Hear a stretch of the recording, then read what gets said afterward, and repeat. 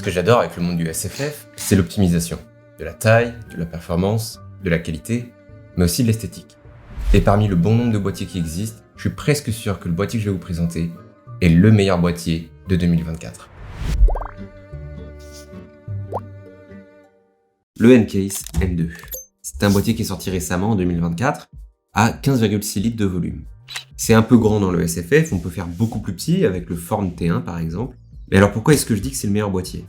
Celui que j'ai choisi, c'est le Ncase M2 version Greater, donc il y a plusieurs versions de ce boîtier. Elle se distingue notamment avec la face avant ici, qui a ce sorte de design et de motif avec des trous qu'on peut retrouver notamment sur les Mac. Le boîtier fait 15,6 litres et donc a une place énorme qui permet d'avoir énormément de composants, plein de compatibilités disponibles. Il y a une première chose à dire sur ce boîtier, c'est forcément sa qualité. La qualité d'usinage et l'anodisation qu'il y a sur le métal est vraiment impressionnant, c'est très fin comme anodisation, ce qui donne un peu ce look MacBook que beaucoup de gens recherchent finalement. Et le fait d'avoir quelque chose d'extrêmement minimal comme ça, avec aucune marque, pas de bouton allumage, ni devant, ni rien, je suis assez fan. Pour ce qui est de la place, on a l'impression d'avoir énormément de place dans ce boîtier, il fait presque vide même là, à ce niveau-là, et ça permet d'avoir plein de configurations disponibles. Alors, qu'est-ce que j'ai décidé de faire comme montage dessus ? C'est très simple, c'est la même chose que ce que j'avais avant dans le Form T1, puisque ça devient mon nouveau PC principal. Donc une carte mère Asus, qui est extrêmement connue, la 4080 Super édition fondateur. Par contre, les changements qu'il y a, c'est le refroidissement, et là le Thermalright Peerless Assassin 120 Mini, et aussi l'alimentation, qui non plus la SF750 que j'avais avant, qui était sûrement la meilleure alimentation SFX qui existait, jusqu'à ce que Corsair la mette à jour, récemment, avec la nouvelle gamme, donc qui va de SF750 à SF1000, et surtout qui a en fait les nouvelles normes d'alimentation, ce qui permet d'avoir notamment ce câble d'office qui permet de faire ce genre de montage. Ce câble c'est super parce que ça évite de le faire vous-même, comme ce que j'avais fait pour le Form T1, ou de l'acheter sur des sites spécialisés comme Mod DIY ou Cable Mod, parce que l'air de rien, les câbles ça coûte cher. Les câbles sont quand même pas mal plus petits que sur la version d'avant, c'est à noter, parce que j'avais l'impression que j'allais être un peu short pour le câble processeur. La configuration que là j'ai faite et qui je pense va être la plus populaire, c'est ce qu'ils appellent la flipped, où en fait on inverse complètement le sens de la carte mère, où habituellement on a une carte mère qui serait en haut à gauche avec la carte graphique et là l'arrière du PC. Ici on fait l'inverse, donc l'arrière du PC est là-bas, avec la carte mère en bas et donc la carte graphique en haut. Ce qui permet d'avoir normalement des meilleures performances sur la carte graphique. Pour être sûr d'avoir des meilleures performances, j'ai rajouté en haut 2 ventilateurs Noctua Slim. On peut mettre des Arctic P14 Slim, ce qui serait normalement mieux, mais j'avais que des Noctua NF-A12 15. Vous pouvez aussi rajouter 2 autres ventilateurs, soit un devant ici en 14, donc par exemple le Arctic P14, et même un juste en bas ici, en dessous de la carte mère.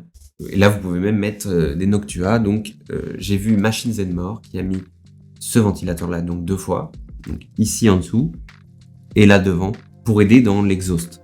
Donc, puisqu'il y a beaucoup de place, on a aussi une énorme compatibilité de composants. Et donc, dans les configurations, on va aussi avoir la configuration classique qu'on a dans presque tous les PC. On a aussi une configuration avec la carte graphique à la verticale. Mais pour ça, il faut acheter un accessoire, donc attention. Même si vous voulez utiliser des water cooling, il y a plusieurs configurations. Vous pouvez les mettre en haut, en bas, devant, en fonction de quelle configuration vous voulez faire. Et pareil pour l'alimentation. Là, j'ai mise au fond comme ça, pour pouvoir avoir ici un ventilateur devant.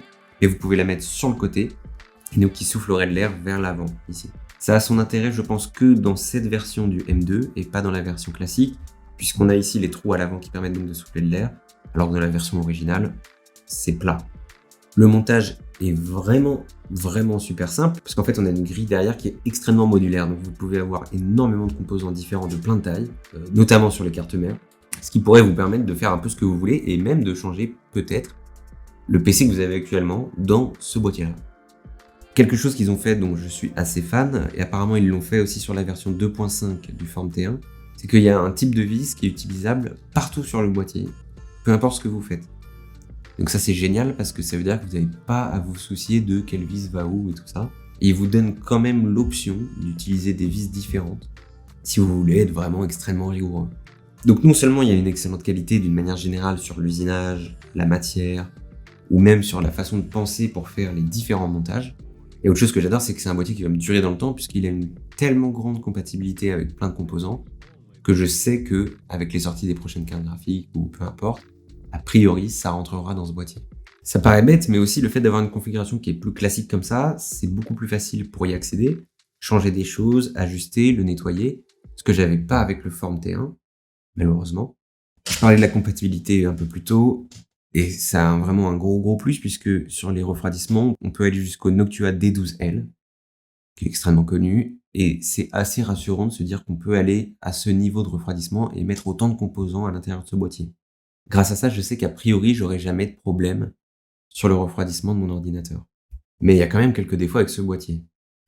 Par exemple, la qualité usinage est excellente, mais elle n'est pas parfaite.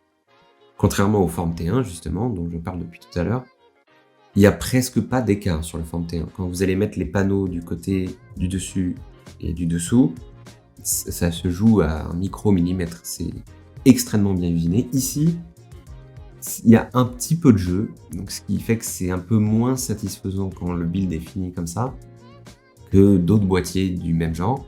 Et un autre défaut majeur, c'est quand même son prix. Donc c'est 225 € pour cette version-là, en tout cas, qui est énorme, et surtout l'attente. Contrairement au Meshlichus ou au boîtier de chez Fractal, c'est pas un boîtier qui est en stock tout le temps. Donc vous allez devoir l'acheter, attendre l'expédition, et ensuite l'avoir, ce qui peut mettre un peu de temps. Moi, ça a mis 1 mois et demi. Et ça, c'est si vous pouvez l'acheter au moment où vous regardez. Petit défaut, mais ça c'est assez personnel, c'est que le cable management est assez compliqué. Donc je disais plutôt qu'il fallait avoir absolument un câble custom pour la carte graphique. C'est vrai déjà, et surtout, j'aime pas trop le fait qu'il y ait tous les câbles qui se baladent ici dans le boîtier. Ça paraît pas grand chose, mais c'est pas quelque chose qu'on a comme problème avec beaucoup d'autres boîtiers. Le Dana 4 SFX, le Form T1, le Fractal T1. Dans l'ensemble, je suis quand même très content de cet achat. Les défauts sont vraiment minimes.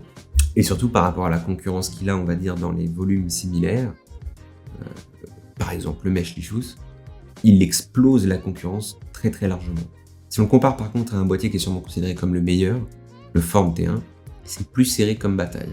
Je préfère quand même celui-ci au Form T1, tout simplement parce que c'est plus simple et c'est plus confortable en fait. A l'inverse, le Form T1 a une meilleure qualité générale, et surtout c'est extrêmement satisfaisant parce qu'il est beaucoup plus petit. Rapidement sur les performances, c'est excellent, hein, comme on peut s'y attendre d'un boîtier de cette qualité. C'est très similaire à ce qu'on retrouve dans le NR200P de chez Cooler Master par exemple, avec d'encore meilleures performances sur la carte graphique grâce à la configuration Flipped.